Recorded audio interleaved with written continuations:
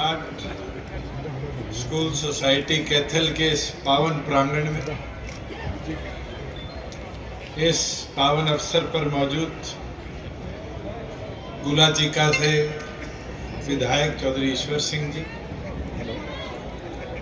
Khadi board के chairman master Rajendra लेतानी जी,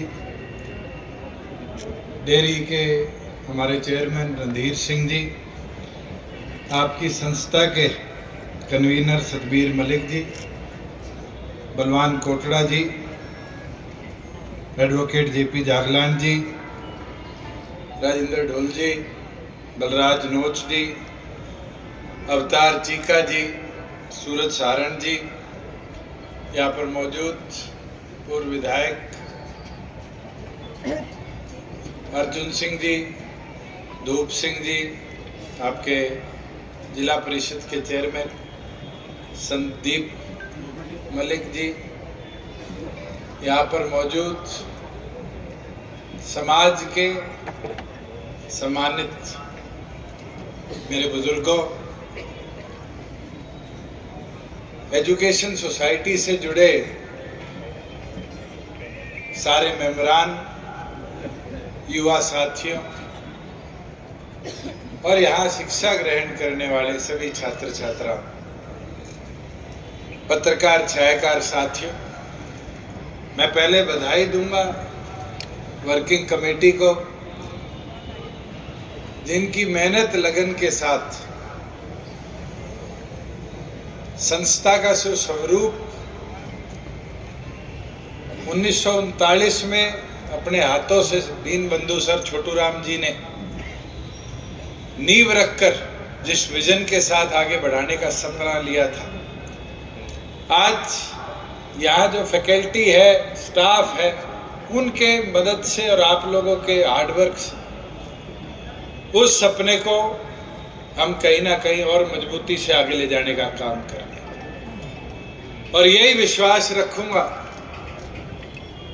कि जो शिक्षा का महत्व है उसको समझते हुए आने वाले भविष्य में भी इस संस्था से हम छात्र छात्राओं को वो शिक्षा देकर आगे भेजने का काम करें, जिनसे उनका जीवन समृद्ध भी हो और वो सक्षम हो।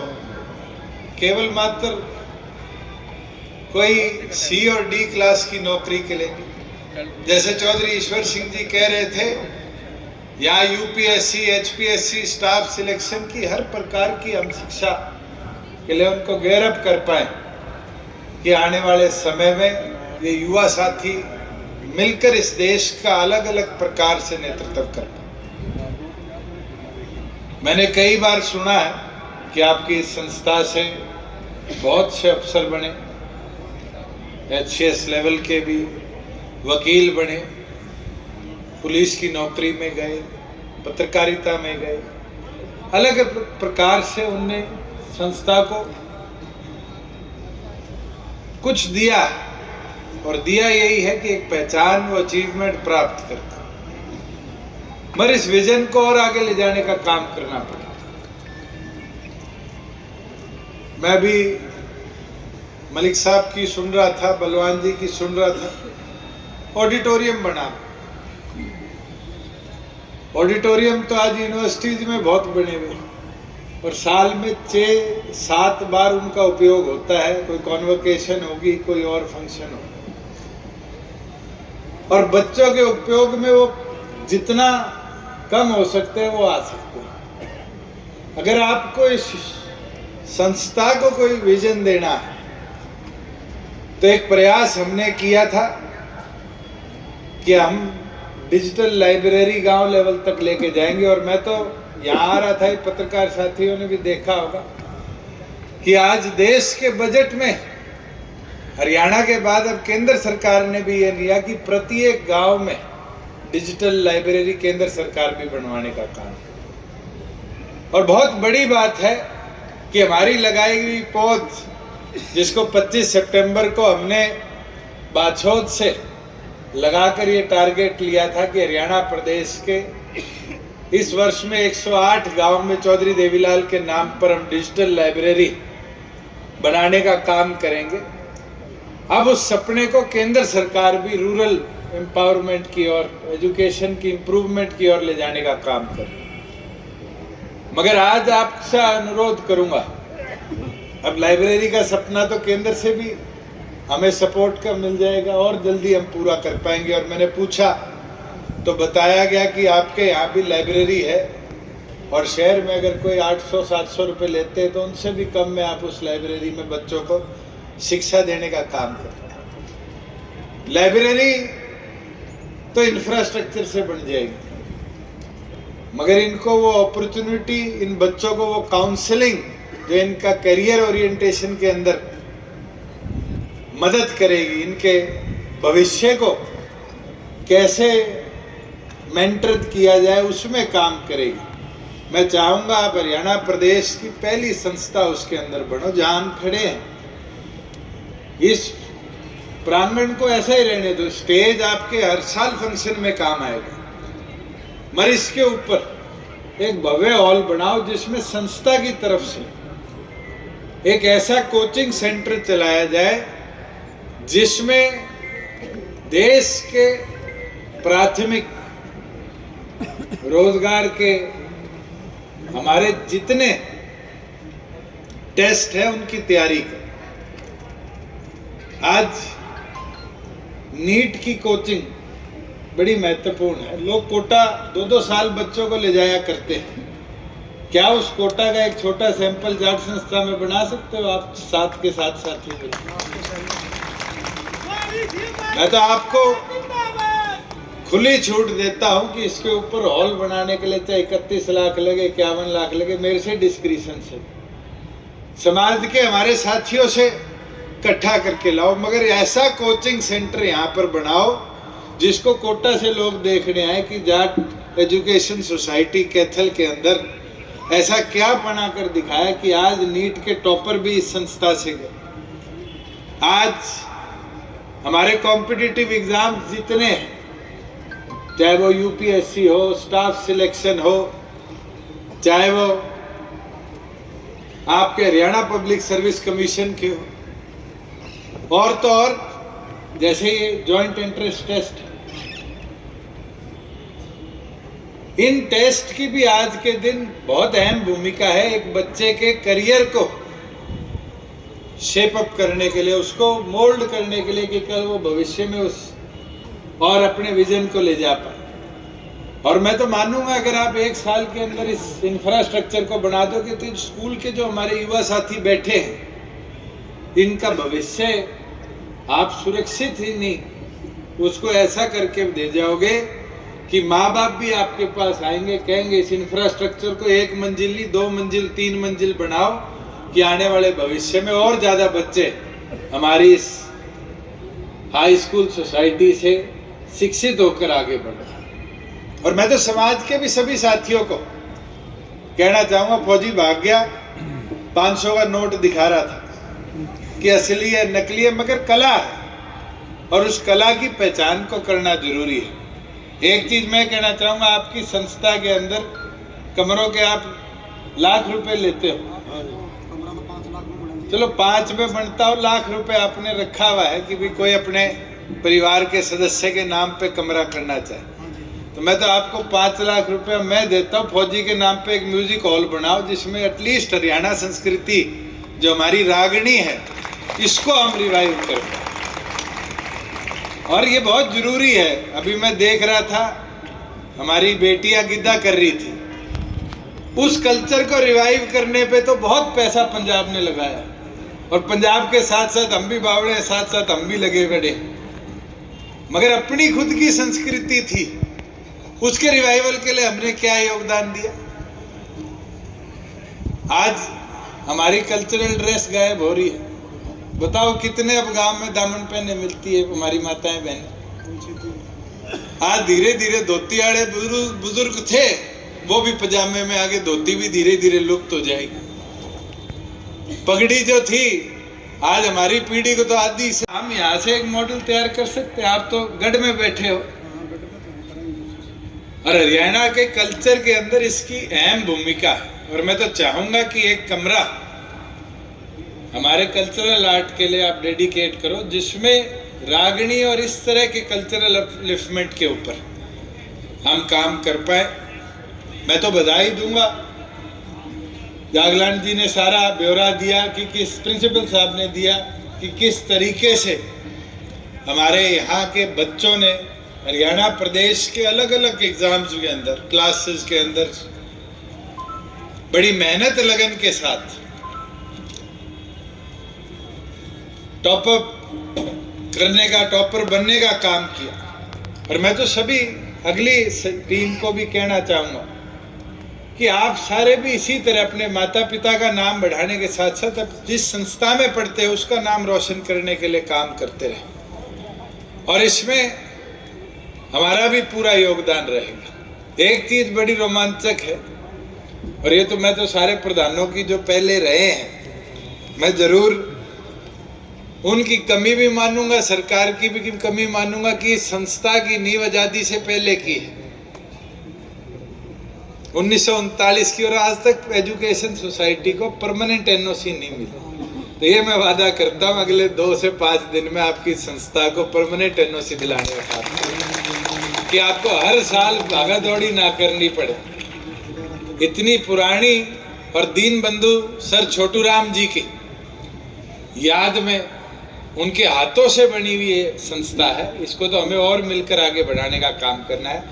और कोचिंग सेंटर के लिए मैं आग्रह करूंगा कि चौधरी देवीलाल की याद में उसको समर्पित किया जाए, क्योंकि उनका एक बहुत बड़ा योगदान था। उनके जीवन में शिक्षा जरूर एक अहम पहलू नहीं था, मगर उनने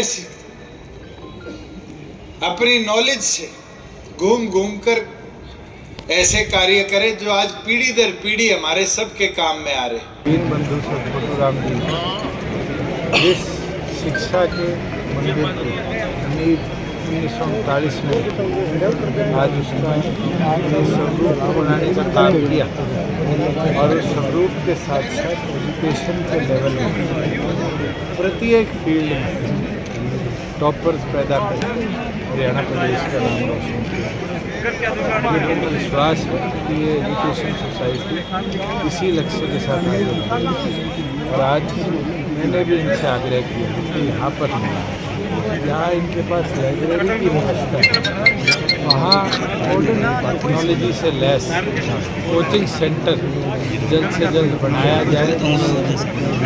कॉम्पिटिटिव एग्ज़ाम्स में जो हमारे बच्चे रिटर्न तो क्लियर कर लेंगे, इंटरव्यू की क्योंकि भाषा में बड़ा अंतर है और अपने देश में तो कोस कोस पे भाषा बदलती है, तो इस कारण उस पॉलिशिंग के अंदर प्रोफेशनल लोग इनकी कोचिंग संस्था में कराएं, जिससे चाहे वो यूपीएससी हो, एचपीएससी हो, स्टाफ सिलेक्शन हो, बैंकिंग सेक्टर हो, इंडियन रेलवे हो, उसके साथ साथ नीट, जेईटी, ये जो एंट्रेंस एग्ज़ाम्स आजकल शुरू हुए, इसके लिए भी हाई स्कूल के बच्चों को समय अनुसार एजुकेटर दे रहे हैं। किशन जी, आपके विभाग के तमाम जो कॉन्ट्रैक्टर हैं वो धरने पर हैं, 1-1.5 महीना हो गया, टेंडर नहीं भरे, तो ऐसे में कैसे विकास होगा? डिजिटलाइजेशन के ज़माने में सबको अपनी सुविधा अच्छी लगती।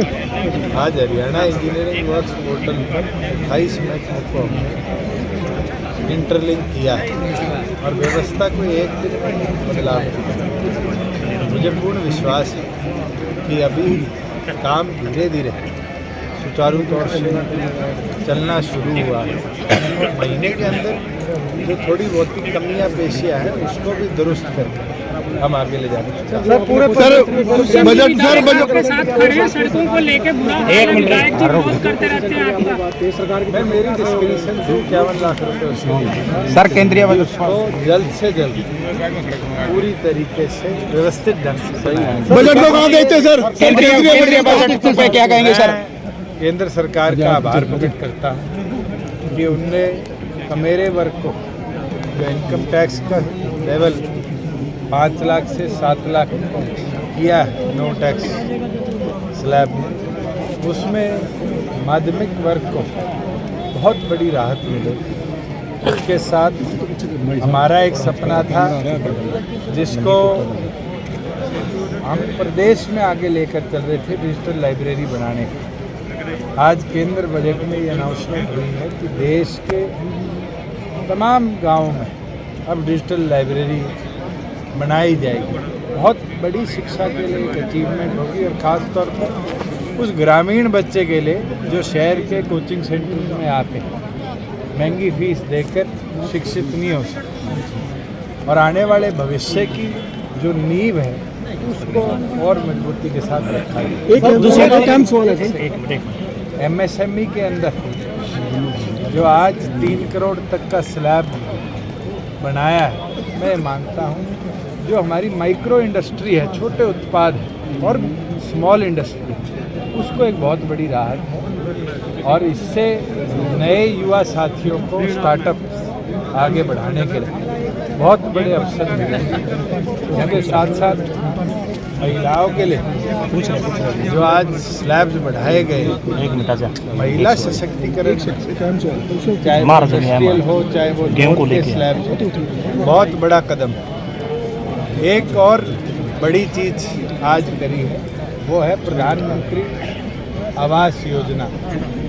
पिछले लंबे समय से बहुत से गरीब व्यक्ति रजिस्टर कर बैठे थे जिनको मकान नहीं मिल रहे थे।